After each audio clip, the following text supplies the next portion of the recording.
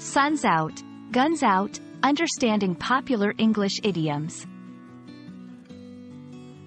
Hello, everyone. Today, we're going to explore a fun and popular English phrase, sun's out, guns out. This phrase is a great example of how English speakers often use playful language. We'll break down its meaning, usage, and origins to help you understand it better. So, let's get started. Sun's out, guns out is a humorous and catchy phrase.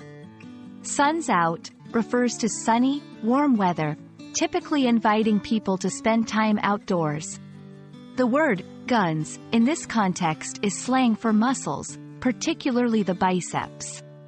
So, when someone says, sun's out, guns out, they are playfully suggesting that it's the perfect time to wear sleeveless clothing and show off one's muscles.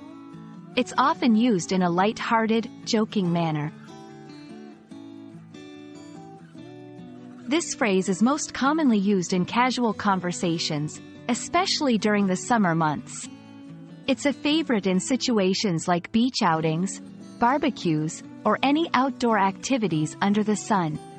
Remember, it's all about the context of good weather and a relaxed, fun atmosphere. However, it's important to note that this phrase is informal and best suited for casual or friendly settings.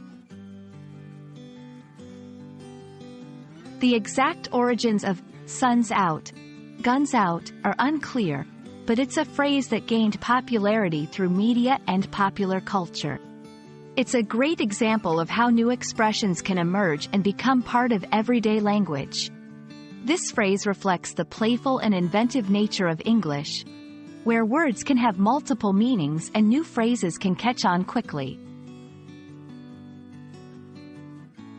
Sun's out, guns out is more than just a saying. It reflects a cultural attitude towards enjoying sunny weather and having a carefree, fun-loving spirit. There are variations of this phrase like skice out, thighs out for shorts, or buns out, burgers out for barbecues. These variations follow the same playful pattern, combining a condition, like sunny weather, with a humorous, related action or feature. Sun's out, guns out is a great example of English idiomatic expressions that are both fun and expressive. It's part of the richness and creativity of the English language. I hope this video has been helpful and entertaining.